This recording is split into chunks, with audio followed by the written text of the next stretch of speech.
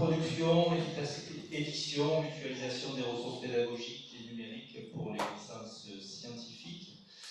Alors, je commence par le titre, c'est test de positionnement, et je commence par l'équipe projet. Bon, évidemment, vous connaissez personne, a priori, pour ceux qui ne sont pas de notre université, mais ce diaporama montre que c'est un travail collectif et donne à peu près la taille du projet. C'est ni un gros projet, ni un petit projet, et c'est un projet qui concerne des enseignants-chercheurs, qui concerne l'équipe du CIPE, c'est moi qui ai travaillé dans ce projet, l'équipe du CIPE dont vous a parlé Valérie Campillo ce matin, et la direction de l'UFR. Donc c'est quelque chose qui est à la fois, je ne dirais pas modeste, mais c'est un travail de prospective et de faisabilité sur l'usage des contenus, des ressources numériques, pédagogiques, dans l'enseignement à la fois présentiel et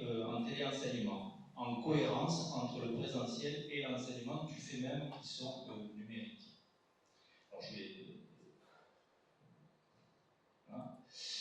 Alors, Alors, le test de je commence par une description de ce que c'est. D'abord, ça se passe en septembre de chaque début d'année depuis 2015. Et ça concerne tous les étudiants primo-entrants, donc L1, de sciences, à part la mention MI, Math-Info, parce qu'ils ont un autre dispositif. Mais donc ça a concerné la mention PC, qui est physique-chimie, SV, sciences de la vie, SVT, sciences de la vie de la Terre, et SPI. Vous avez, qui sont inscrits sur ce transparent, les effectifs concernés, qui ne sont pas les effectifs définitifs, ce sont les effectifs à la rentrée, et le pourcentage des étudiants qui ont pu passer ce test. Donc vous voyez à peu près, ça concerne au total 938 étudiants, ça fait à peu près 70% des effectifs inscrits.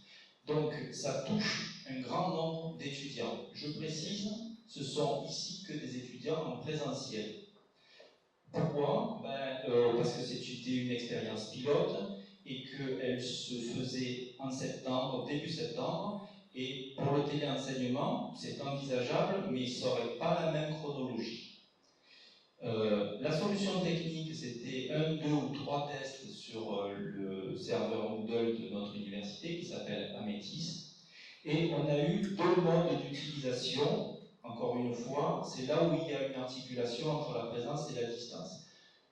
Le premier mode de fonctionnement de ce test, c'est un test en présentiel, en salle info surveillée par un enseignant.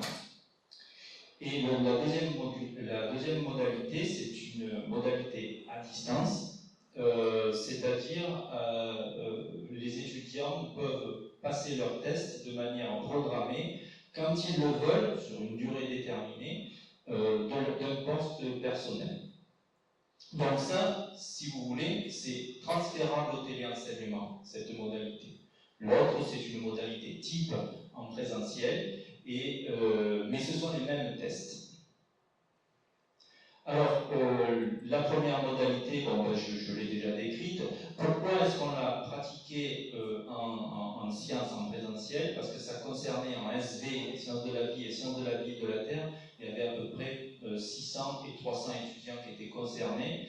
Et il était difficile, vu les infrastructures, de pouvoir faire passer un tel groupe en quelques séances dans une semaine d'enseignement. Donc les collègues enseignants ont décidé d'utiliser cette modalité de test. Il faut dire que les tests en présentiel, c'est-à-dire l'autre modalité, se passent en salle informatique. Les salles informatiques sont des unités qui ont 20 postes personnels. Donc vous voyez un petit peu le problème d'infrastructure qui se pose. Je vous montre rapidement les statistiques qui sont issues de ce test, donc à distance. Dans notre université à AMU, nous avons des sites qui sont distants, donc ça rajoute un peu de complexité à l'organisation, mais l'utilisation du serveur Moodle facilite énormément l'organisation multisite, puisque c'est une organisation numérique. Donc voilà, on a trois sites ici. La deuxième modalité, donc je vais un peu développer, c'était sur les groupes, donc essentiellement en physique-chimie. Il y avait moins de 200 étudiants qui étaient concernés, et ça a été quand même assez compliqué à organiser, et ça a été fait par Cédric Pardano qui est ici, pour organiser dans les salles informatiques en présentiel des tests de tous ces étudiants contrôlés, surveillés par des enseignants.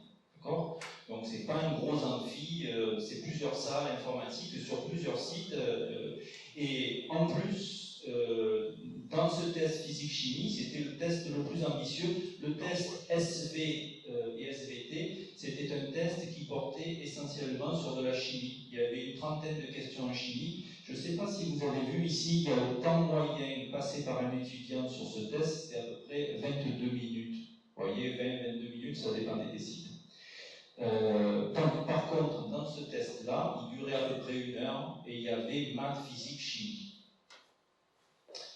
Donc, en parallèle de ce dispositif, il y avait un autre dispositif qui existait avant le test de positionnement, si je ne m'abuse, qui était piloté par Marie Houssin, une collègue physicienne. Et elle avait 18 créneaux de 2 heures en TD présentiel classique, avec un test d'entrée et un test de sortie, qui étaient des tests papier, mais issus des tests de positionnement.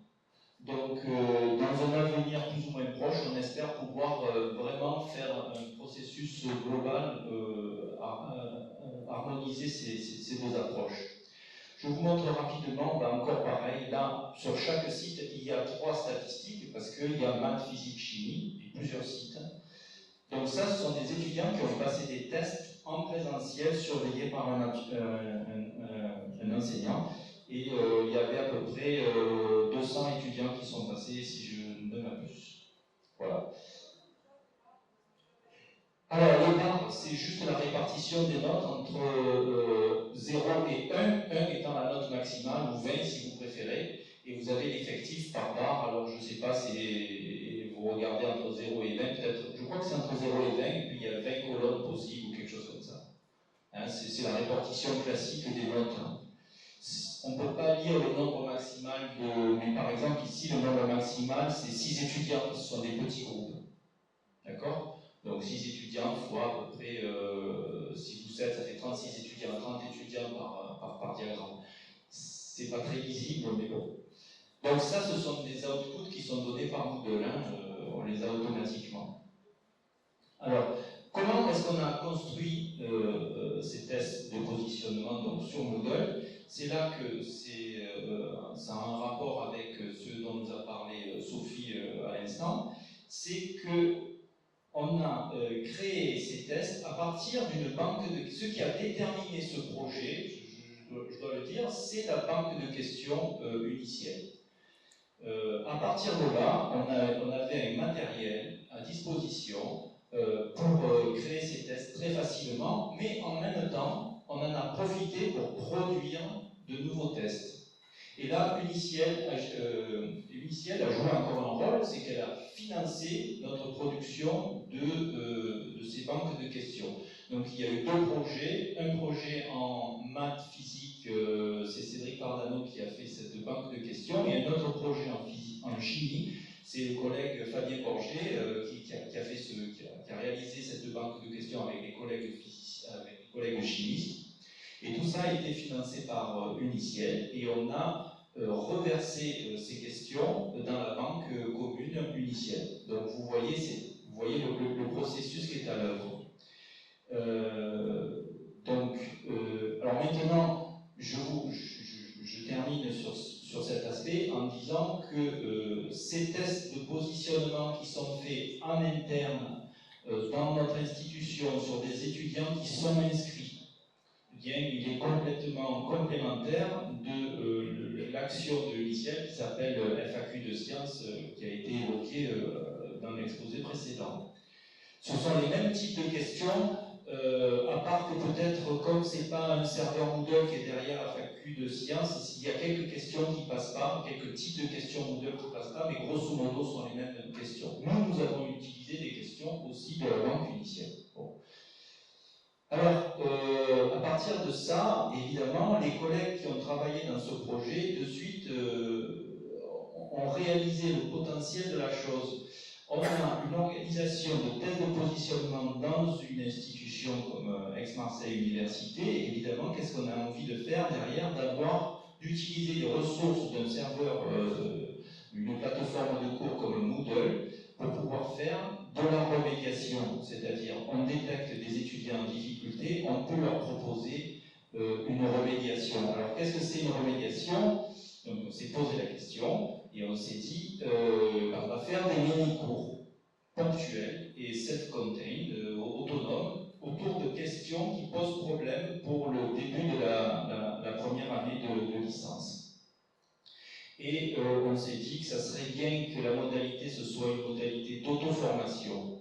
Donc ça donne l'auto-formation, ça donne une forme au cours Moodle. Il faut qu'il soit autonome et que l'étudiant puisse le prendre en main en autonomie. Mais on aimerait aussi, c'est toujours en cours de réflexion, le coupler avec de l'auto-formation tutorée. Il y a dans notre institution un tutorat qui est mis en place, voilà, c'est des tuteurs qui encadrent des étudiants en difficulté, qui leur proposent leur aide. Ça marche plus ou moins bien, ça marche bien au début de l'année, mais après ça s'essouffle un petit peu, et nous on avait dans la tête de pouvoir coupler ce tutorat avec les cours Moodle de remédiation. Voilà. Donc l'idée c'était quelle forme donner à cet élément de remédiation. Ben, je l'ai dit, c'est un mini cours Moodle qui est assez court finalement, qui représente à peu près 2 ou 3 heures étudiants, dans lequel il y a des questions, des tests, à peu près les mêmes types de tests qui sont en positionnement, plus des rappels de cours et des petites capsules vidéo d'explication, mais qui durent 3, 4, 5 minutes, énoncé d'un théorème ou d'un résultat, par exemple le théorème de Pythagore, ou même après des exercices corrigés complètement pour aider les étudiants à savoir rédiger. Comme on fait en télé, ben, on l'enregistre et on leur montre la correction. Donc voilà, mais quelque chose qui représente 2 à 3 heures étudiants. Alors, donc en fait, on reprend ce processus, on reprend les banques de questions, mais on va les greffer sur, alors je l'ai représenté par ce cercle-là, par un élément de cours qui a un contenu en connaissance et qui représente, disons, 2 heures étudiants. Dedans, il y a des capsules vidéo, je l'ai dit, des petites capsules vidéo de cours ou d'exercices corrigés. Et qu'est-ce que ça donne? Ben, on va accoupler les questions au rappel de cours, et ça fait voilà, l'élément de remédiation que j'ai figuré sous cette forme d'une certaine fleur. Alors vous voyez, elle n'est pas complète, la fleur, et c'est justement à partir de cet élément de remédiation. Alors, les éléments de remédiation, vous voyez, ce sont des éléments qui sont un peu dans la nature, éparpillés, ils n'ont pas de cohérence. Ils représentent simplement 2 heures étudiants, et ils doivent être autonomes pour qu'un étudiant puisse aller dans cet élément pour se remettre à niveau. D'accord ? Évidemment, dans le processus de réflexion, on s'est dit, est-ce qu'on ne pourrait pas, sur le même modèle, faire un élément de cours? Alors cette fois, on ne s'adresse pas, c'est simplement un changement de niveau. Dans les éléments de remédiation, on s'intéresse aux étudiants qui sont en difficulté, ce qui donne la forme de l'élément de remédiation, le niveau de l'élément de remédiation, mais on pourrait très bien faire le même modèle, la même maquette, mais pour un élément de cours en vrai. Donc, absolument, c'est ce qu'on s'est dit. Et à partir de ce moment-là, le projet a pris une taille un peu différente. Et là, j'ai marqué en rouge une implication politique forte de l'institution et de ses partenaires. Alors, les partenaires, évidemment, c'est UNICIEL, c'est les autres UFR. Tout ça, cette réflexion, à partir d'autant jusqu'à maintenant, je vous parlais d'une expérience qui a été réalisée et qui est réalisée à chaque rentrée maintenant, autant maintenant, je vous parle de prospective. Donc, voilà, on prend l'élément de remédiation, on change un petit peu l'esprit, on en fait un élément de cours, et cet élément de cours, on peut les enchaîner. Je les enchaîne, 1, 2, 3, et au passage, sur un élément de cours, je peux greffer un élément de remédiation s'il y a besoin. Si j'ai besoin d'un rappel sur les dérivés partiels, si je fais de la thermodynamique, eh bien, le professeur de thermodynamique sait très bien qu'à un moment donné, il parle de thermodynamique, il va devoir parler de dérivés partiels, et et c'est pas son sujet d'enseignement. Donc il leur dit, vous devez savoir faire ça. Et s'ils ne savent pas faire ça, il y a un élément de remédiation. Donc voilà un petit peu l'idée. On a le cours. Le cours, c'est vraiment comme un cours d'eau. Et puis vient se greffer un élément de remédiation. Alors, je saute à 12 semaines d'enseignement avec des éléments de remédiation. Voilà quelque chose, une prospective, une idée de développement qui pourrait être développée autour de ce travail qui a été fait. Ce que je vous décris ici, c'est un travail collectif de toutes les personnes qui étaient au début, que j'ai signalé au début, de collègues enseignants, toutes disciplines confondues, et qui sont partis de leurs usages et de leurs pratiques pour donner de la cohérence, pour organiser une production de ressources numériques. Alors, là, j'en viens à mon slide de conclusion, où je vais essayer de montrer en quoi l'édition de la publication des ressources numériques nous a paru importante. La première constatation, c'est que dans une institution comme AMU, qui est quand même une grosse institution, une grosse université, eh bien, il y a une grosse production de ressources numériques. Les collègues font des PDF, les collègues font des capsules vidéo, les collègues font des tests. Ça existe, il y a plein de choses qui se font. Alors, la remarque, c'est qu'en général, elles ne sont pas éditées. Et la deuxième remarque, qu'elles ne sont pas mutualisées. Alors, si je m'arrêtais là, elles ne sont pas mutualisées, mais s'il y a une volonté de les mutualiser, on pourrait le faire. Mais des fois, elles ne sont pas mutualisables. Alors, dans la production numérique, il y a plein de problèmes. Il y a les droits d'auteur, ça peut être l'enseignant qui veut protéger son œuvre intellectuelle, mais aussi il y a l'enseignant qui utilise des ressources qui ne sont pas les siennes et dans son enseignement. Ça existe. C'est en ce sens que je dis qu'elles ne sont pas mutualisables. On voit émerger le problème de l'édition, qui est le même problème que l'édition au sens strict des livres de contenu, livres papier.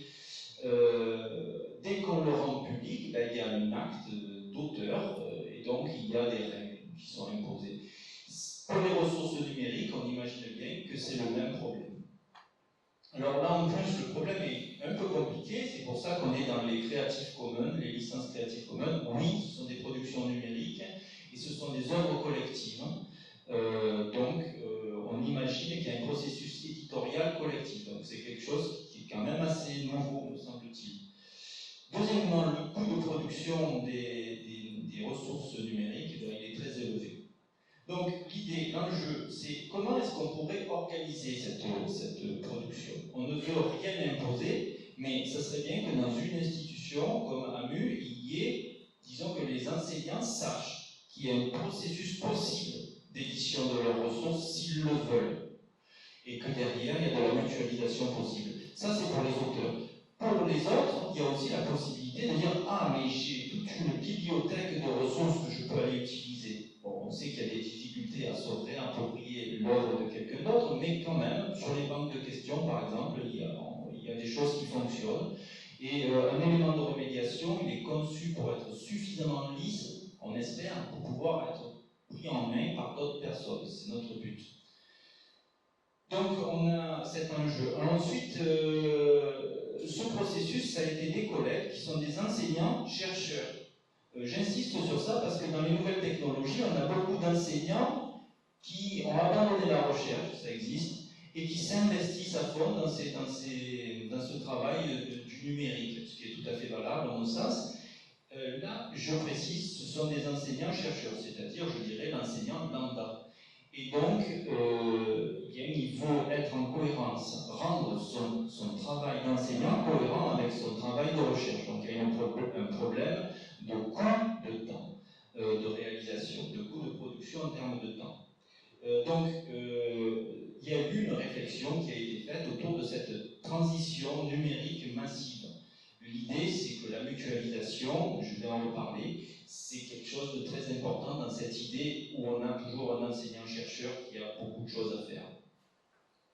Donc, l'enjeu numéro 3, c'était impliquer les collègues enseignants-chercheurs à penser et à s'approprier cette transition. Moi, je pense que c'est très important, c'est en tant qu'ingénieur pédagogique, c'est ce à quoi je me suis attaché, c'est de montrer les ressources qui étaient à disposition, de les expliquer et de de montrer leur pertinence. Je peux vous dire que quand ils ont vu la correction automatique de 938 copies instantanément, avec les statistiques, je peux vous dire qu'ils se sont dit oui, ça nous intéresse. Donc voilà, c'est ce genre de choses, il faut expliquer, il faut montrer que c'est possible.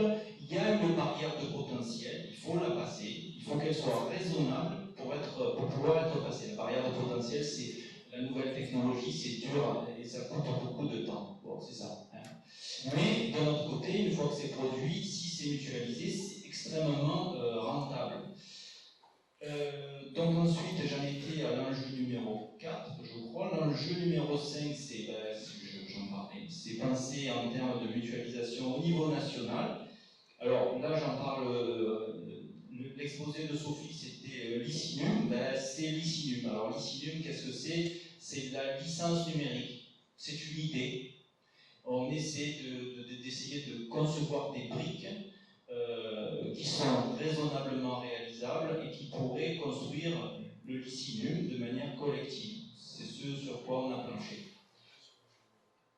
L'enjeu numéro 4, penser la transition, transformation, production de l'enseignement présentiel et à distance. Ben oui, c'est une réflexion de comment on va transformer notre enseignement. Alors là, je peux vous dire que les éléments de remédiation et les éléments de cours dont je vous ai parlé, comment on les voit jouer en présentiel ou ou à distance? Eh bien, de plusieurs manières. Il peut y avoir un cours classique avec des TD, des cours, et puis des supports numériques qui illustrent le cours. Ça peut être au coup par coup une classe inversée. Par exemple, on va faire le gaz parfait la semaine prochaine. Vous avez un élément de cours sur ça, vous le préparez et au cours suivant, ce sera un cours inversé sur ce support. Voilà, avec les exercices que vous aurez dû faire, qu'on discutera, etc. C'est quelque chose qui est mis à disposition de l'enseignant, mais qui doit être, c'est un peu un couteau suisse. C'est quelque chose d'assez simple, qui se focalise sur les grosses difficultés, sur les notions, et dans lequel il y a de l'auto-évaluation possible. Alors elle peut être utilisée de plein de manières possibles. Les banques de questions, s'il y en a une par semaine sur 12 semaines, ça fait par exemple le contrôle continu. Par exemple. Bon, voilà. Donc, effectivement, j'avais sauté, c'est un aspect important. L'enjeu numéro 6, c'est la compatibilité avec l'offre numérique de notre université, Moodle et le streaming vidéo. Là, je parle du point de vue de notre institution, Aix-Marseille Université, où on a choisi d'utiliser Moodle. Et je pense que c'est très pertinent dans cette perspective de la transition numérique d'avoir un outil qui est utilisé dans beaucoup d'universités et qui permet de donner un standard numérique. Alors, je ne dis pas qu'on a développé qu'on a développé des outils extrêmement pointus, mais on est dans autre chose de ce qui se passe classiquement. On essaie de mettre le pied dans un engrenage, une évolution. Ce n'est pas une révolution, c'est une évolution, c'est comme ça qu'on le conçoit. La conclusion, c'est la réponse à toutes ces questions, c'est essentiellement la mutualisation, réfléchir à la transition numérique par la base, je dirais, par l'enseignement concret avec les collègues enseignants-chercheurs, j'insiste là-dessus. Penser cette édition des ressources numériques parce qu'elle est nécessaire pour que tout le monde puisse les utiliser, pour qu'il n'y ait pas de problème de droit d'auteur. Je crois à l'idée du logiciel, je suis tout à fait d'accord au partage non financier des choses. Bon, ça c'est mon point de vue personnel. Ensuite, et qu'est-ce que c'est que l'éditeur? C'est l'articulation, nous, tel qu'on l'a conçu en partenariat avec Uniciel, ça se fait naturellement. C'est un peu, disons, sur le modèle de la recherche, mais dans la recherche, les rapports sont secrets, etc., et c'est très formalisé. Nous, c'est simplement qu'il y a un auteur, il doit y avoir un point de vue extérieur à l'auteur. Il peut être collégial, qui peut être à l'intérieur de l'université, et du point de vue du Uniciel. Alors, Uniciel, j'imagine cette institution a un rapport avec toutes les UFR de sciences, elle peut dispatcher et demander leur avis à des experts qui sont des collègues scientifiques, qui sont d'autres UFR. C'est de la prospective, c'est un peu un doux rêve, mais peut-être que ça peut marcher. Voilà, je vous remercie. C'est